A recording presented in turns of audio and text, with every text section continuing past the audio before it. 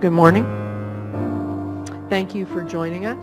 I'm Felicia Marcus, Chair of the Board, and the meeting is called to order on May 20th at 9:13 a.m. Sorry for the delay in starting. To my left, Vice Chair Fran Spivey-Weber. To her left, Board Member Dee D'Adamo. To my right, Board Member Tam Dodek. And to her right, Board Member Stephen Moore. Evacuation procedures. If you hear an emergency sound, it means there's an emergency. And you should right now look to see where the closest exit is. If you hear that sound, whatever it is, be sure to grab your stuff, take your friends, and walk out carefully out of the building. We gather near the corner of J and 10th in the park if you want to wait with us for the all clear signal. The other thing is that the meeting is webcast and recorded. So when you get up to the microphone, it's important to get close enough that it gets picked up, but not so close as that so there's static for anyone listening on the webinar. It's just, we'll know if we can hear you, but we want to make sure that other people can hear you. So that's just a little bit on the tricky side. And then if you have any cell phones or other things that make noise, please put them on silent out of courtesy to everyone else. Those are the basics. We're going to have a big day, probably filled with big feelings and big thoughts. I hope it's a challenging time, obviously, as we try to navigate certainly the worst drought any of us have ever experienced and exercise authorities as well as judgment that we haven't had to exercise before. So I thank you all for joining us in helping us, hopefully helping us think this through and find the best way through it. It may not feel that way to all of you, but you actually are a community of sorts that focus on these issues, whether for the first part of our agenda on the TUCP challenging decisions during very tough times, or for session 2, which will be talking about curtailments, which we're needing to exercise to a level that have not been exercised before. So we're looking forward to all of your good thoughts. And really do value the time, as you know, if you know us, value the time we get to have in conversation with you here and with each other, which we can only do in open session. So bear with us if we chat with each other perhaps more than you might like as we're trying to think this stuff through with each other as well as with you. Very challenging times. So as is the want in these workshops, I need to do some basic opening comments. Okay, I've done that. Right now we have plenty of room. We do have an overflow room if we need it, but for the moment we don't need it. Done that.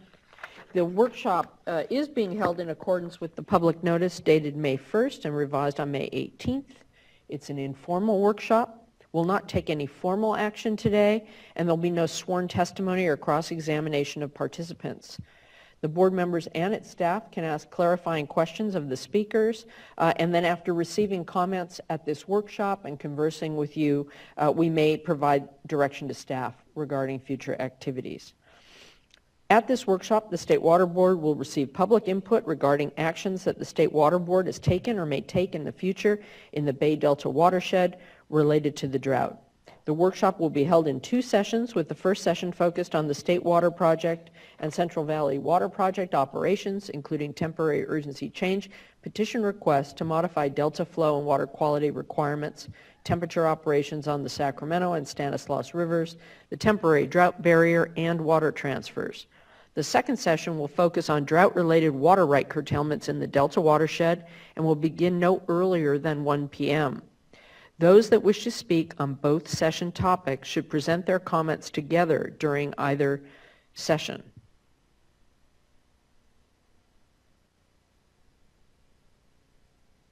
Why doesn't that make sense to me? What are you saying here? We only want them commenting once, so if they want to comment on the TUCP and the curtailments, they should make all of their comments at the same time to expedite, we're just for efficiency. Right. All right, we'll just take 2 separate sets of notes. We can do that. Okay. Okay, if I'd read the next sentence, I would know. In the interest of time, commenters should not plan to present at both sessions. Broadcast, I did that. Okay, we're going to start with, we have quite a few presentations which will help us in our thinking. We're going to start with an introduction from the Water Board staff, followed by presentations from the Department of Water Resources and the Bureau of Reclamation on the current hydrology, project operations, and water transfers. That's a fairly long session. Next, we'll hear from the Department of Fish and Wildlife, U.S. Fish and Wildlife Service, and National Marine Fisheries Service. Following their presentation, we'll hear from Peter Goodwin, Dr. Peter Goodwin, with the Delta Stewardship Council's Delta Science Program, and then Karen Ross with the Department of Food and Agriculture. I know she has some scheduling, so we will accommodate her actually whenever she gets here. We'll then hear from panels that have requested to speak. The first panel will be the Sacramento Valley Water Users Panel. The next panel will be the California Sport Fishing Protection Alliance, Restore the Delta, and others, followed by a panel with the Bay Institute, Natural Resources Defense Council, Defenders of Wildlife, and others. And then the last panel we've identified as wanting to speak as a panel is Ducks Unlimited, Golden Gate Audubon, California Waterfowl Association, and Point Blue Conservation Science. Following those panels, we'll hear from comments from the public, and to ensure a productive and efficient workshop and to ensure all participants have the opportunity to participate, those oral comments may be limited to 5 minutes or less if a lot of people show up, but it looks like we may be okay with 5, which is great. Again, we have a full day, so panels are encouraged to expedite their presentation. Some have asked for an hour, some for 30 minutes, some for 20 minutes. Again, if you can make your points in a clear and concise way, the people after you will appreciate it, as will we. If you intend to speak today, please fill out a blue speaker card and give it to the clerk, Janine Townsend. If you're not sure whether or not you wish to speak, just fill out a card and mark it if necessary. All right. Well, with no further ado, I want to ask if my colleagues have anything they want to say at the outset. All right. One thing I want to do at the beginning is thank many of the stakeholders, really a wide range of you, who have reached out on both issues that we're discussing today to work with our staff to try and figure out how to navigate this most challenging situation in a better way than last year and in a way that may be appropriate for this year. Again, this is challenging. It's not about making everyone happy. It's about figuring out how to make terrible choices in the most honest, fair, and effective way possible in that role that we play, both in implementing the law and in balancing where the law requires balancing. So it's very challenging. So again, I want to thank the people who've reached out to spend time in discussion and trying to come up with better information, innovative ways to deal with, again, this terrible set of choices. And I want to thank you for bringing that sensibility to the work, and look forward to hearing more of that from you. With that, I'm going to turn it to staff.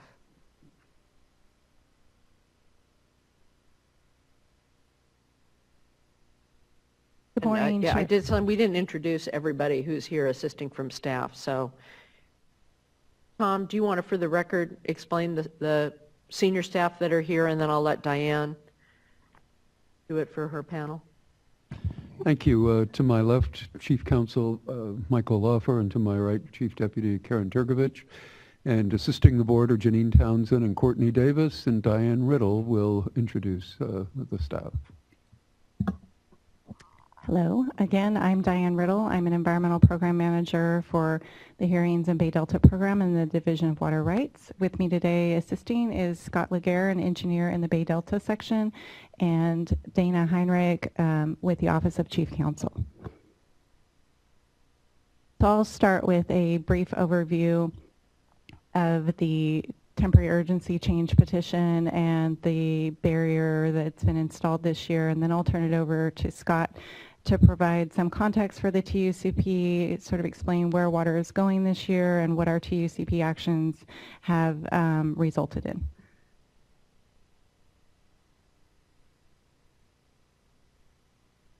So to start, I think we updated you on the temporary urgency change petition at our workshop on February 18th, but just to back up briefly for those that aren't aware, we received a temporary urgency change petition similar to the one that we received last year. It was submitted on January 23rd. We issued the order on that temporary urgency change petition for changes during February and March on February 3rd. We then had the workshop on February 18th, and we had a lot of interest in various issues, particularly related to the export constraints. As a result of the comments we received at the workshop and the various comments, written comments that we got, we modified the order on the TUCP on March 5th to modify the export constraints. And then we got another request to modify the temporary urgency change petition order to cover changes from April through September. We issued an order on that on April 6th. That order only made changes through June of this year under the presumption that we would be getting additional change requests related to the temporary barrier that was installed. Also, the TUCP is only in effect for a certain amount of time, and so the TUCP would expire on August 3rd, so we couldn't have granted any changes beyond August 3rd. So the various changes that we approved were changes to Delta cross-channel gate operations. We allowed those to be open under criteria related to fish presence. We also modified the San Joaquin River flow requirements, including the pulse flow requirement to allow water to be conserved in New Melones Reservoir for use throughout the season. We modified delta outflow requirements again to conserve stored water for various purposes, including salinity control, temperature control on the Sacramento River, and water supply considerations. In addition, there were export limits associated with the various delta outflow levels that were allowed in the order that we approved. And we further modified the Western Delta salinity objective or requirement. We allowed the projects to meet that requirement at 3 Mile Slough rather than at Edmonton. And again, that change would allow the projects to conserve stored water for various purposes. So in order to approve the temporary urgency change petition, the board needs to make certain findings, and one of those findings is that the changes that are approved would not unreasonably impact fish and wildlife. So going back to last year, just to recap for everyone, we had a temperature management plan on the Sacramento River that was expected to achieve temperatures of 56 degrees at the Clear Creek temperature compliance location. All of the modeling indicated that that was achievable. What ended up happening is in late summer, late August, we were no longer able to meet the temperature criteria at the Clear Creek compliance point. Through the remainder of the year, temperatures were about 5 degrees higher than what we predicted in the modeling. So what we did this year in the order is, in order to avoid those issues, we asked for a couple of things. First, we asked the Bureau of Reclamation to perform a hindcast to look at what happened last year and to help inform what should we be doing differently this year. And what they found in their hindcast was that, particularly with low storage levels, using the side gates on the temperature control device wasn't modeled, that modeling wasn't accurate necessarily. So what we've done this year is we've required a temperature management plan again. That's required under both Order 90-5 and the TUCP order. And so what we did this year is we required that plan be submitted earlier than it's generally submitted. It's usually submitted in June. This year we asked for a draft plan earlier in the season to make sure that we were planning appropriately given the issues that occurred last year with mortality. Again, it was up to 95% mortality before the juveniles left the spawning grounds. So, and there's likely additional mortality downstream. So that was not a good situation for an endangered fish species so we wanted to avoid those issues occurring again. So we required the temperature management plan. We got a draft of the plan on April 14th and 15th. On April 15th, the executive director and the fishery agencies met with the Bureau of Reclamation to discuss the plan. The executive director and the fishery agencies tentatively approved that plan.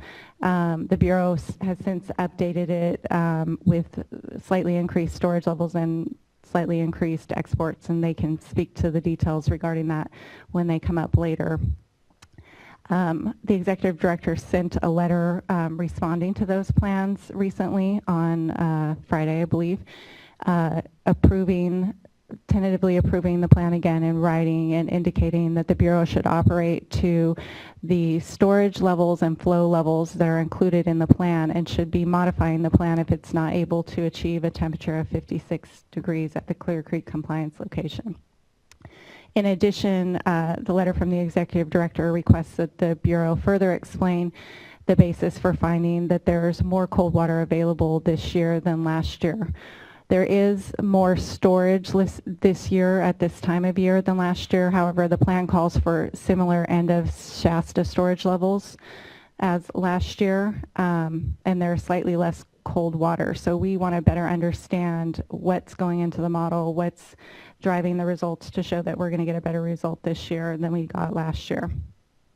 Now, is that something you want before this June 1st final, or is it you're requiring them to report to you in an ongoing way to maintain it all the way through? Oh, yes, we want that in the June 1st final draft, some explanation of what the basis for that is. We've had some email correspondence with Reclamation on this issue. We expect them to speak further to this today.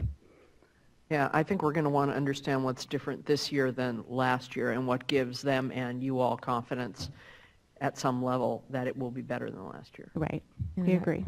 And I had a question as well, but maybe we'll be hearing from the projects on the specifics. But I thought I heard you say there's more water in storage this year than last year, but there's right. There's more water at this time than there was last year. So potentially there's more blending capability with the colder water than there was last year, and that's sort of our assumption. We want to understand exactly how that works. Our staff is starting to learn the temperature model so that we can do runs ourselves and understand this issue better. It's there are not that many people that know how to run the temperature model. We want to expand the breadth of knowledge on that model so that our staff can be better versed on what different operations will mean to temperatures. And again, there are just some limitations of the model. It's not, storage levels don't typically get down to this level. The model is not necessarily calibrated to address these side gate operations and such, and Ron Milligan can go into more detail related to that. So we're learning. We want to apply what we've learned in what we're doing in future years and make sure that we understand better what to expect in the future. We'll be hearing a lot about it this morning, I'm sure, from all sides.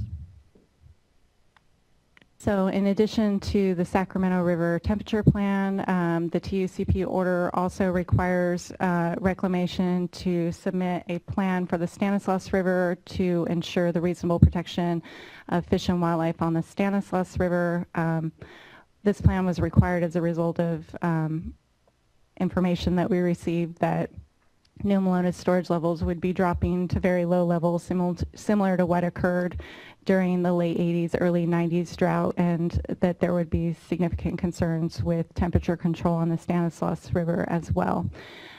We also had a series of meetings with the Bureau of Reclamation related to this issue and got some draft plans. We got the final plan on May 15th that calls for an end of September storage of 147,000 acre feet, which is quite a bit more than what we had seen at some times. So the Bureau of Reclamation has been working with the irrigation districts to try to bring this storage level up.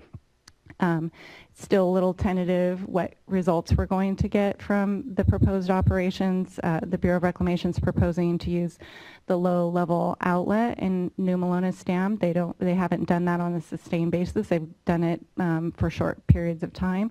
So they're going to have to this is new territory. It'll be a learning experience for all of us. But if things work out as modeled, then we should be able to protect Steelhead right downstream of Goodwin Dam. So since January, we've received quite a few comments, objections, petitions for reconsiderations on the TUCP order from the public, elected representatives, water agencies, local agencies, and NGO groups. We are reviewing all of those as they come in, and we're having those comments inform our decisions as we move forward. So with respect to next steps related to the TUCP, again, the current TUCP that the projects are operating under expires on June 30th. So we're expecting another request for the July through September 30th timeframe to make additional changes to Delta outflow in July. Sacramento River flows during the fall, and salinity at the in the western delta. So again, we'll need a renewal request related to that, to changes beyond August 30th. We're expecting to receive that. That will be publicly noticed, and parties will have the opportunity to comment on that again. We're also expecting the fishery agencies to provide their input regarding the temporary urgency change petition, and we're expecting that we should have an order by July 1st. Following that, we're expecting to have an order on reconsideration, looking at all the comments that we've gotten so far. Right, and we could also suggest changes before then. Right, That's exactly. up Yes. to us Yes, today there's always and the days after to get back to you and say whether we want you to make adjustments to what's already been done. Yes, absolutely. I just want to be clear to that on that for everyone listening. And then related to the temporary urgency change petition, I think most of you have heard about the temporary rock barrier that the Department of Water Resources recently, or is in the process of installing at West False River to control saltwater intrusion into the delta and to conserve upstream supplies from being needed to be released to dilute that salinity. We issued a water quality certification for the barrier on May 4th, and I believe the barrier should be completed by June 20th. Again, the projects can speak more to that issue. And now I'll turn it over to Scott Laguerre to provide, again, some context on the TUCP order, where water is going in the watershed, and how the past couple of years compare to other years. Thank you. How's that? Is that good? All right. So I want to first start out with total unimpaired Sacramento and San Joaquin watershed runoff over the past few years. In the last 5 years, we have observed great variability in unimpaired runoff into the Sacramento-San Joaquin valleys, ranging from extremely wet to extremely dry. 2010 was about average, followed by 2011, which was a very wet year. 2012 was the beginning of the dry period we are currently in. The Sacramento River provides about 65% of the total unimpaired runoff in a wet year, but in a dry year like this year provides about 85% of the total unimpaired runoff.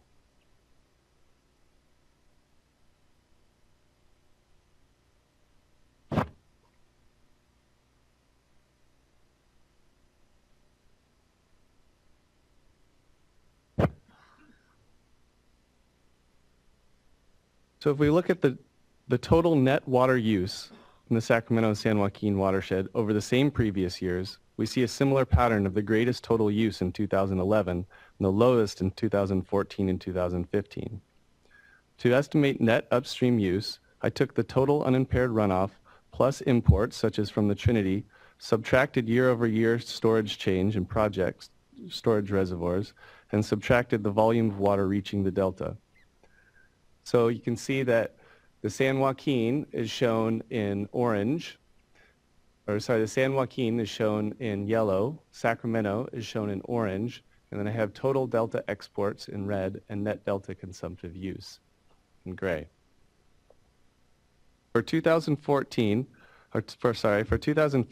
exports and flows were estimated from Reclamation's April 90th 90% exceedance operations forecast. Total delta exports include pumping from SWP and CVP pump stations, Contra Costa, and North Bay Aqueduct. In 2011, the total annual accretions in the Sacramento Valley was nearly equal to the total use, therefore the net use is about zero. The actual gross use is much higher, however. Large total annual runoff from the valley floor offsets the gross use. The large runoff in 2011 allowed for high exports, which decreased annually until 2014. This year, Delta exports are forecasted to be slightly higher than last year. Sacramento annual net upstream use is greater in drier years and lower in wet years because of the large contribution of valley accretions in wet years. Sacramento uses rely on project storage and imports in drier years. San Joaquin annual net upstream use is greater in wet years and is lower in dry years because surface supplies are simply not available in drier years.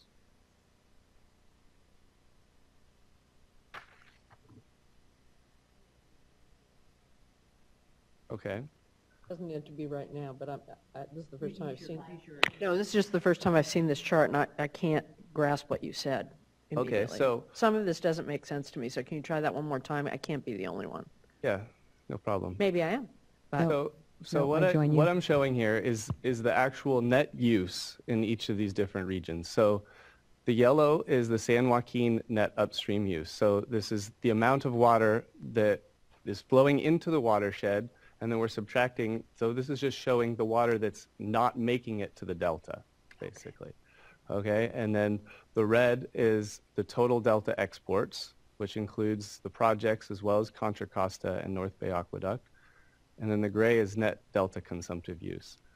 And so the orange is the Sacramento net upstream use. And the point I wanted to make is you can see 2011, there's no bar for the Sacramento net upstream use. And that's not to say that there was not actual use occurring in this wet year of 2011. It's just saying that there was enough runoff happening in the valley floor below the unimpaired inputs that over the annual total equaled how much was being used that wet year. But if we look at the drier years, we see a lot more Sacramento use that's relying on upstream inflow and storage and imports. So I have a question. As much as possible, I find it helpful on information like this if there's an agreement with respect to not just how we're viewing it, but others like the Bureau and the department. And I see here you've got source, DWR snow survey. Did you actually work with the department and the Bureau on this? Yeah, so, well, the DWR, the data came from the snow survey group at DWR. They're the ones that provide the unimpaired runoff. Day flow is, it's a counting of water in the delta, and it is, DWR is the one that manages it, and CDEC is also kind of the data exchange center that has all of the observed gauges and things like that, that is also managed by DWR. But I did not work with DWR or the Bureau to actually produce these graphs, but the data is available publicly from those agencies. Yeah, I think it'd be helpful to hear. I mean, we can ask them, but with the real-time drought management team, it'd be good to, as much as possible, get everybody on the same page.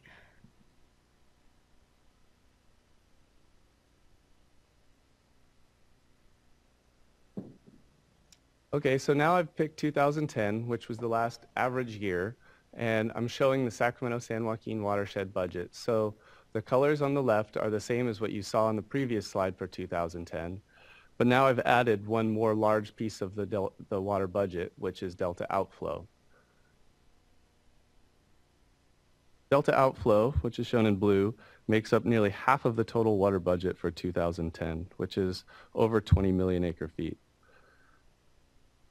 Now let's examine in more detail delta water use and outflow.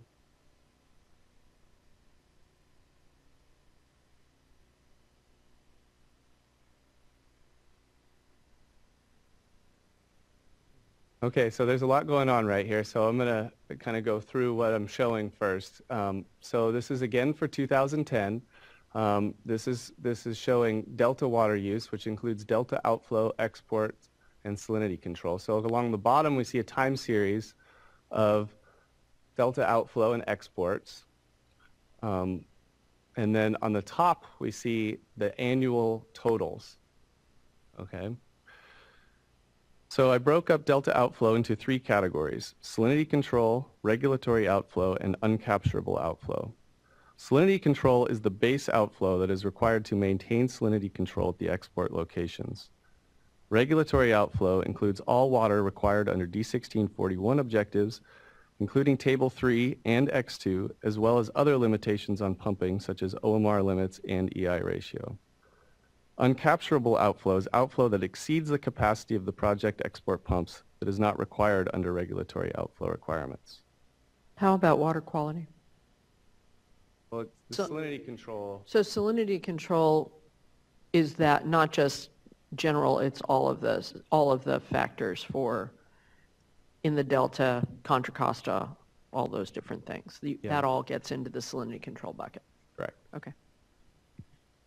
And on these, I really appreciate this. This is a good way of looking at it. But there are some of these pieces of the pie, although the primary purpose may be on some of them, say salinity control. They could provide for multiple benefits, which is something that we're trying to do, across the board. And then in certain ones, it would only provide like Delta exports. I mean, that water's going for consumptive use south of the Delta. So there wouldn't be the multiple benefits, but perhaps like what you would have on salinity control, for example. Yeah, and the same you could say about uncapturable outflow, because, I mean, just because those high peak floods are not required by regulations, they definitely provide benefits to fish and wildlife, for example. Well, in the bay. And to salinity control such that, when we get those high freshening flows, that less water is then required thereafter to keep the Delta fresh. So the fresher we keep it, the easier it is to keep it fresh. It's not a linear thing. So outflow is often lowest in the fall, where if there are no storm events, it's controlled by salinity. When storm events occur, some regulatory requirements may limit exports, such as OMR. In February, D1641 outflow requirements increase, and storm events create uncapturable outflow.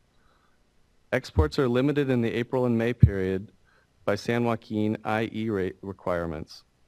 On July 1st, exports increase when the EI ratio increases from 35 to 65% and regulatory outflow decreases. The pie chart shows the annual totals. One thing I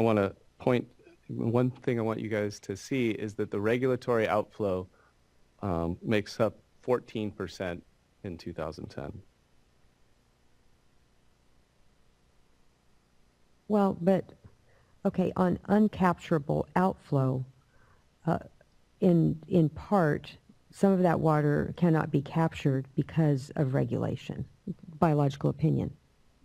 No, so those, you can see that the blue bar, you can see that, for example, 2010, there were some X2 days that were required, and that those are shown in the blue. So anything that was above that was also above the capacity of the pumps, is shaded purple.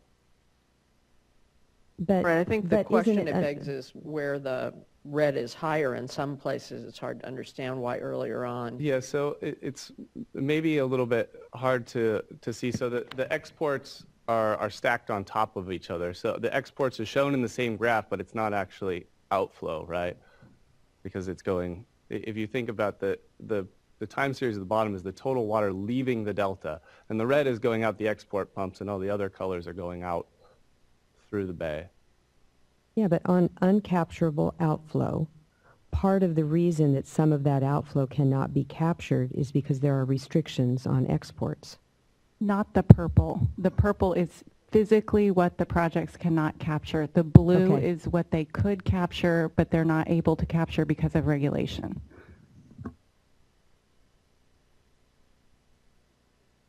Because, sorry, this is just a question I'm sure anybody looking at this is wondering, and you tried to explain this, but try it again. This January to February chunk of purple, that's lower than the blue and red from February on. Why is that little chunk uncapturable? Exactly where you're referring to. That chunk of purple that's lower, We're during from when to when? January 1st to February 1st. Again, this is 2010. Yeah, 2010. So, I mean, I can't say exactly what was going on right then, but there was a large storm event, right? They were exporting, they weren't at the maximum capacity of the export pumps, and there was probably some OMR, I would imagine, during that time, and as well as some D1641 outflow requirements. And then a big storm event hit, and there was probably some limitations based on OMR of why they couldn't. Right, but that would be a export to full. regulatory limit rather than a physical Yeah, and limit. so that's why you see some That's blue why that there. little piece is confusing. Yeah. That's all. So now I'm showing the same chart for 2011, which again was a wet year. So in 2011, uncapturable outflow dominated the annual total, where outflow was above the capacity of the project export pumps nearly in the entire water year. Notice the scale on the left. Outflow peaked in 2011, had about 200,000 CFS. High export rates were maintained throughout the year, except during the April-June when regulatory requirements to protect fish and wildlife limited exports. It should be noted that outflow requirements under D1641 in wet years, such as this, are met incidentally by high uncapturable outflow. Though other regulations such as OMR, EI, and IE ratio could be limiting exports.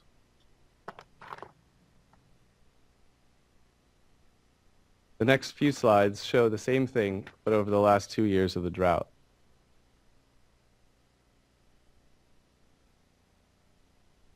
In 2014, the driest year we have experienced in recent decades, salinity control dominated outflow and the total exports accounted for 27% of the total Delta water budget.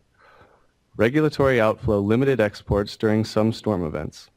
On February 1st, a temporary urgency change petition was issued, which reduced D1641 requirements below what is required for long-term salinity control. In the pie chart, you can see that regulatory outflow requirements accounted for only 6% of the total water budget, Delta water budget in 2014.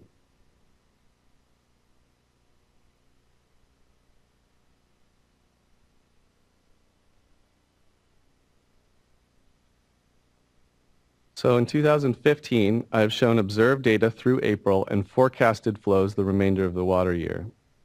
So that's what that vertical line is from there forward is forecasted.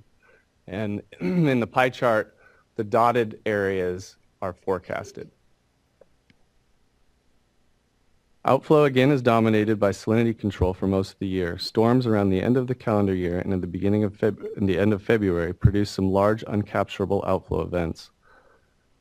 Outflow is forecasted to drop around at or below 3,000 CFS for much of the summer. Even with barriers in place, this may be an optimistic forecast, seeing as how currently salinity control is a problem with average outflows around 5,000 CFS. Again, annual totals are shown in the pie chart, and the forecasted data from May 1st onward is shown with dots.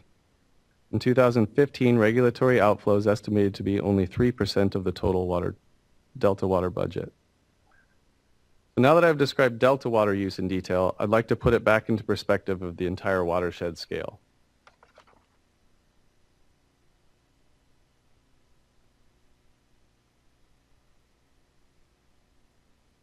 So here I have a pie chart showing the 2014 Sacramento-San Joaquin watershed use.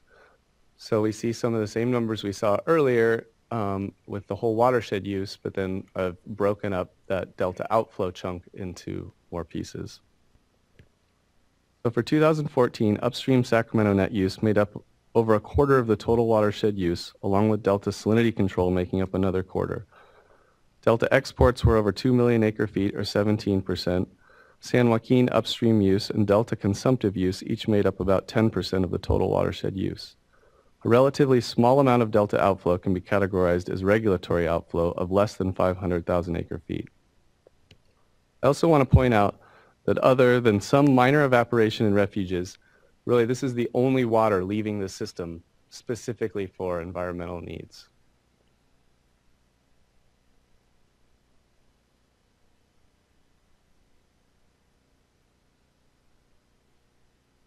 So here I want to show that same pie chart that you just saw on the left, and then on the right, which is what would be forecasted for 2014 without the TUCP. So on February 1st, the first drought-related TUCP was issued to the projects, which modified various water quality objectives in D1641, including outflow and X2 requirements. Under the 2014 TUCP, it was estimated that about 400,000 acre-feet was saved. On the left, you see the same pie chart that you saw on the previous slide.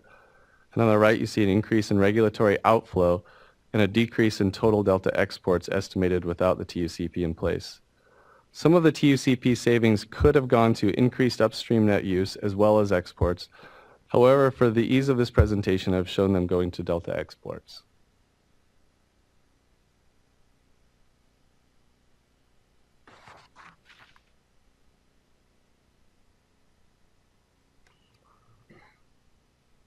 So for 2015, this year we expect to see slightly higher exports than last year, while we expect lower upstream net use and even less regulatory outflow. As others have reported, delta outflow is forecasted to account for about 48% of the total water budget. However, only a very small portion of the outflow is required by various regulations. In fact, we estimate regulatory outflow to be only 2% of the total Sacramento-San Joaquin watershed use in 2015.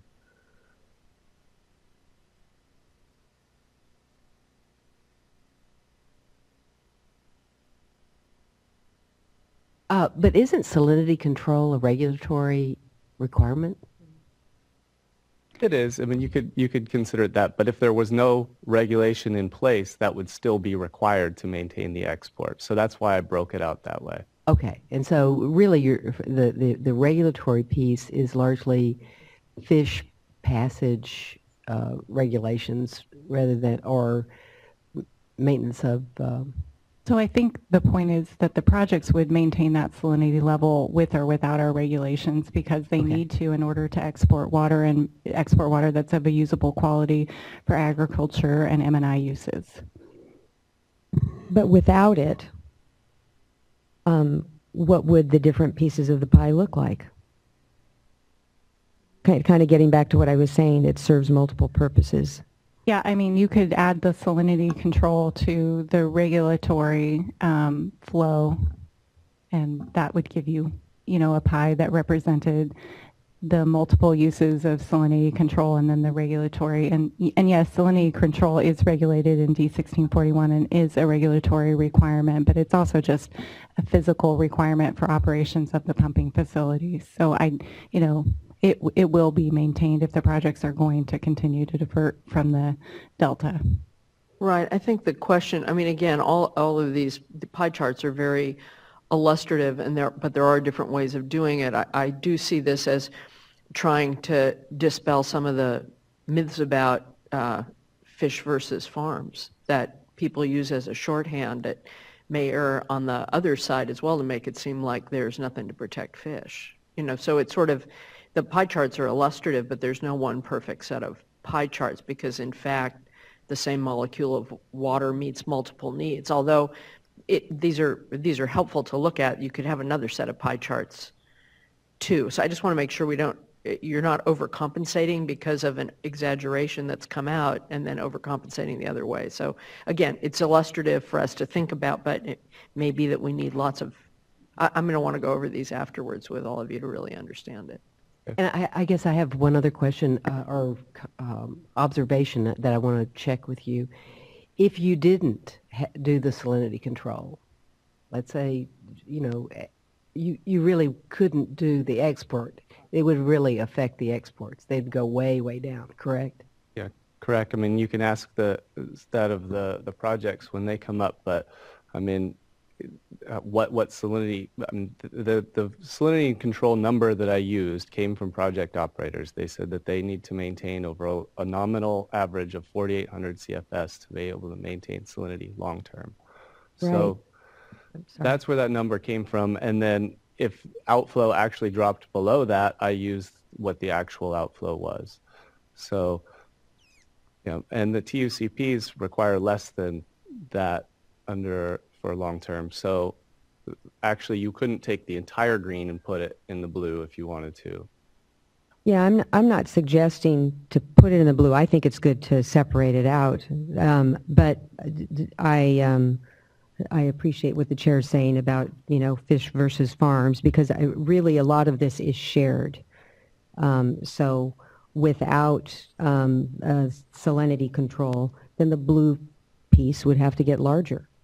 Yeah, well, I think that really if you wanted to share them, it would probably make more sense to share the purple and the blue. I mean, this uncapturable outflow is put into a bin because it would not be possible to be captured by the export pumps. However, it definitely provides fish and wildlife benefits too. So.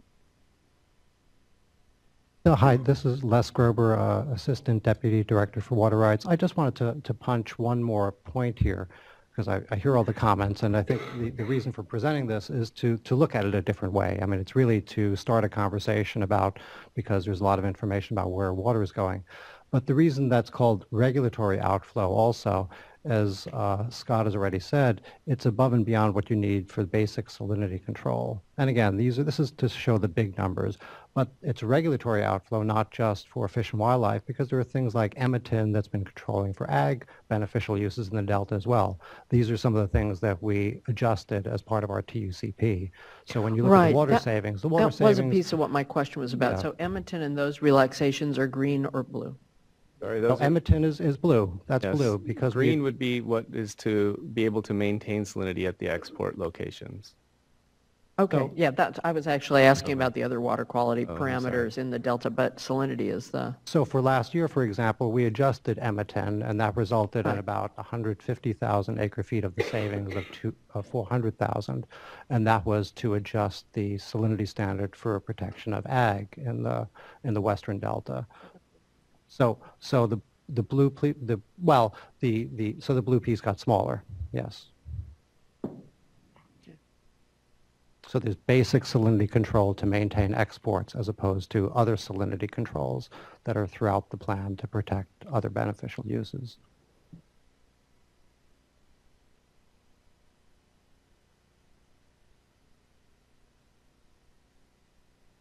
So in 2015, we estimate that the TUCPs have saved about 683,000 acre-feet. That absent the TUCP would have been regulatory outflow. Again, so, on the left. Yeah, so the word save is not the word I would use. It's something else, but I don't think the folks who are going to be talking to us from the fish community consider it saved. Okay. Yeah, I think you're right. Something. So that 683,000 acre-feet would go from exports or some other upstream use into the blue regulatory outflow piece of the pie.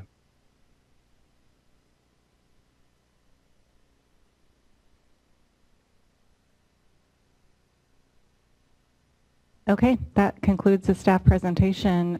We can take more questions, or we can turn it over to the Bureau of Reclamation and the Department of Water Resources. Well, you'll be staying around for the whole day. I'm sure we'll have questions for you all day long. So let's go ahead and move through the presentation. We're going to let Scott go, though. If we're going to let him have a seat in the back, unless you think you'll have further questions of him. I think Les or I could answer them also. Okay. Wherever he would prefer to sit.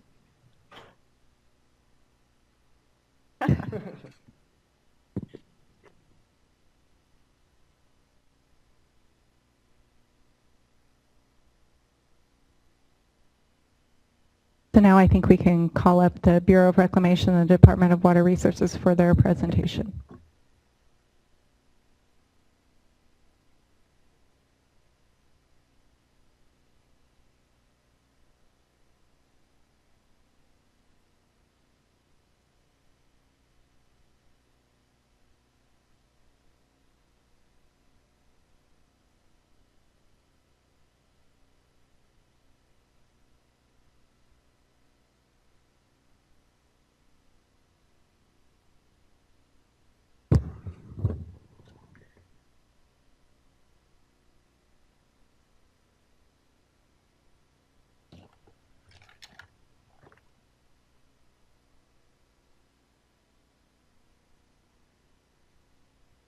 Please hold.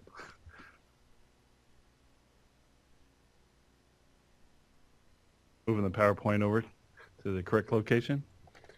While we're doing that, I'll get started. My name is Bill Croyle with the California Department of Water Resources, Drought Manager. And so what we have is a brief hydrology update to give us a snapshot of where we are today, similar to what we've done in the past. Then we'll turn it over to John and Ron for operations. And first, as the slide comes up, as we move around the state and talk drought conditions, our changing conditions, you know, a lot of what we're doing now also is talking about what's happening on the West Coast, including on Oregon and Washington. So part of our conversation is not only in California as we deal with these critical conditions, but also working, you know, what we're doing here in California as well as now Washington and Oregon. So as we move with some of the associations that work, the conservation topic that's been very important here for quite a while is, I think, the recent executive order and the actions by the State Water Board has been is being well received, and there's a lot of work to do at all levels. And so as I was in San Diego yesterday, I think they're getting the message. And so it's definitely game on with respect to that. So we'll keep going as we pull the presentation up. The first slide really is the status of our conditions throughout the West. A note that as we've been doing some work on this over the last few days is on the West Coast, we have about 55 million people now being affected by these dry conditions. About 37 million of those people with these exceptional or extreme conditions are here in California. That number hasn't really changed much here lately. You know, it moves around the state a little bit on where those biggest impacts are, but, you know, I think we continue over the past year to work in these extremely dry conditions. When you get a chance, the weather this month has been a little bit different. You know, typically we're getting out of our wet season. It's been very, very quickly dry. And in some cases, we haven't received any moisture. Here's our West Coast. But as my previous day job was flood operations, whenever we get a chance to show the 6-day forecast map with color on it, we like to show that off. I think it's an interesting part of our conversation because as we try to, at some point in our future, get wet weather, these kinds of weather events, you know, bring up the standard question: is the drought over?